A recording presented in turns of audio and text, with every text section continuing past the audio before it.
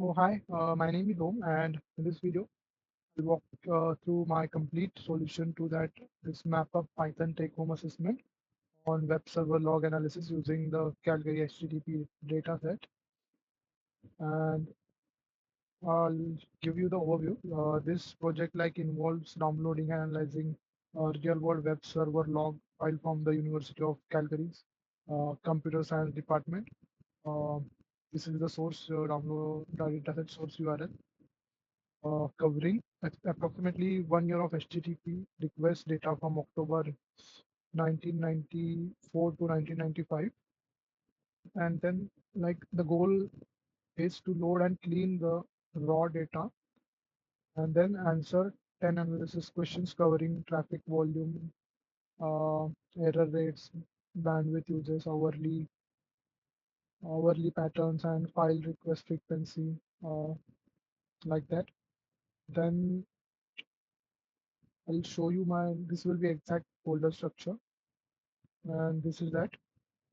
So, so as you can see in the first cell, I imported the required libraries. I used only Python's standard library, uh, that all the requirements for this project, and there are no third-party libraries like Mandal, NumPy needed. So here, uh, for download the data, the data set is hosted on an FTP server. So like it at the compressed file is about 5.4 MB. So I downloaded it using the URL request. Using this, I downloaded that and read it directly using gzip.open. So there is no need to decompress it to the separate file on the disk. So here the dataset is downloading and is downloaded successfully here, as you can see the output. So here for the regex, I would complete regex that captures the host, the timestamp inside brackets like the HTTP method, file name from the request strings, the status code and byte fields, all that. I've wrote the regex for that. So data will be clean here. And for each successful match line, I built a dictionary storing the host here, uh, storing the host, the pass datetime object, file name, HTTP code as an integer, bytes here, the file name, formatted date string in DDMMYY, and the hour also formatted. So lines, and then the lines basically that fails the regex timestamp string are counted as invalid and skipped. So here invalid count plus equals to 1. And then after parsing, as we can see, total pass records are 724, and invalid skips are 1832. So this 1832 is invalid lines are basically expected, because they represent malformed entries such as request with a dash instead of a proper request string, which is quite normal in real world data questions. So first is total log records. I take the length of the record list, and that result is 7,24,907, and this is unique host. Uh, I build a set of all host values and return the length. The result is 2. There are two unique hosts. Usually, the category test only are two distinct host values because the local for on-campus University of Calgary request and remote for all external requests, so that the result is 2. Then let's move to the third question, date-wise unique file name counts. So here uh, I use a default dict2 sets adding this function, uh, adding each file name to the set for its data there. Then I count the set size. The format is DDMMYY. That will be format. The dataset spans 553 unique dates, which is almost 1 year, and sample output. Here you can see 1 April 1995, 438 unique file names, and then August 1, 684. So here date-wise unique file name counts are printed. Let's move to question 4. Uh, Number of 404 response codes. So here simply I filter records where HTTP code equals to 400, 404 and count them. So the result is 2, 3, 5, and 6. Let's move the next question. Question 5. 15 file name with 404 response.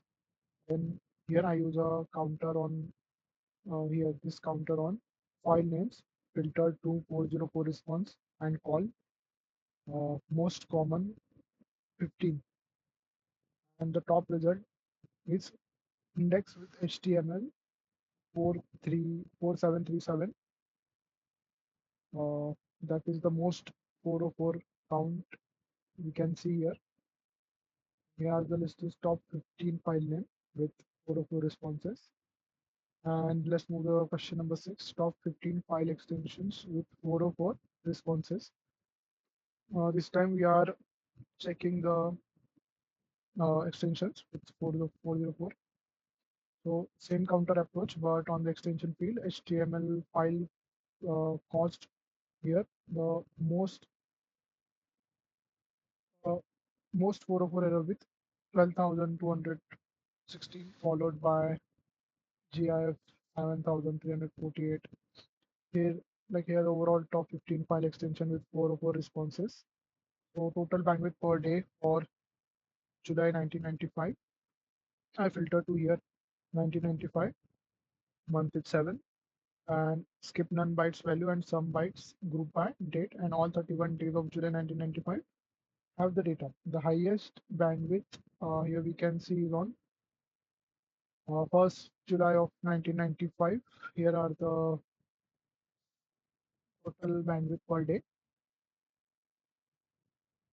And now let's move for the eighth question, hourly request distribution. So I use a counter here again on hourly field across all records. Traffic is lowest in the early morning hours. As we can see, around 4 to 5 a.m. is like 9 to 10,000 requesters and peak at 2 a.m. here. Uh, then let's move to the ninth question. The top 10 most requested file names. Uh, so here also counter overall file names uh, regardless of status code. That is index.html is by far the most requested file with this index.html 140074. This is the like top 10 requested file names. 10th question, HTTP response code distribution. So count over all HTTP code values. The distribution is 200, which is okay. This is the dominant one. Then 302 is a found redirect error. And then 304 not modified. Then 404 not found. 403, all that HTTP response code distribution is there. And here is the overall summary. We can see total log records, unique host, like overall analysis summary is there. And as we can discuss for the challenges for this project, the main challenge was that I initially assumed that the dataset used a custom five-field format based on that documentation, but printing the raw lines revealed it actually uses standard Apache CLF with backend timestamp and quoted request strings. So I wrote the regex accordingly, and everything passed correctly after that. Another minor issue was like when handling malformed request strings, such as like lines where the quoted request uh, field contains just a dash. These are gracefully skipped by the regex and connected separately. So that's this. So let's cover the complete analysis. All 10 questions answered with the correct return types as specified. And then a notebook has all cells executed with visible output. Um, yes, thank you for reviewing my submission.